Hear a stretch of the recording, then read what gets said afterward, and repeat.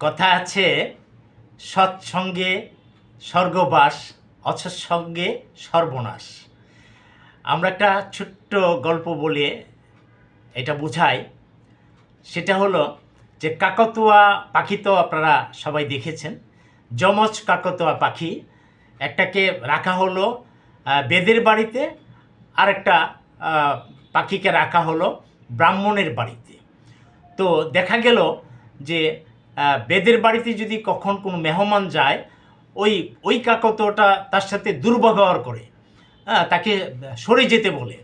আর ব্রাহ্মণের বাড়িতে যে কাকতুয়াটা রাখা হয়েছে, সে গেলেই সালাম দেয় এবং তাকে সাদরে গ্রহণ করে এবং বলে যে আসুন বসুন, এরকম ইঙ্গিত করে। তো এটা দিয়ে বোঝা গেল যে যমজ দুইটা কাকতুয়া, তাদের জন্ম একই সাথে হয়েছে, একই পাখির ইয়ে থেকে হয়েছে।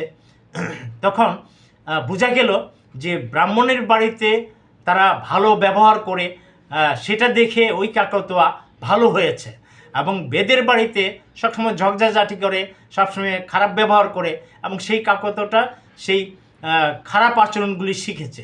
তাই আমরা বলবো যে আমরা ভালো থাকার জন্যে, সমাজের প্রতি আমাদের দায়বদ্ধতা থাকার জন্য সকলের সাথে আমরা ভালো আচরণ করব। কারণ ভালো আচরণ দিয়েই মানুষকে জয় করা যায়, মানুষের মন জয় করা যায়, খারাপ দিয়ে নয়। অতএব আমরা সবসময় ভালোর সঙ্গে থাকব। ধন্যবাদ। আসসালামু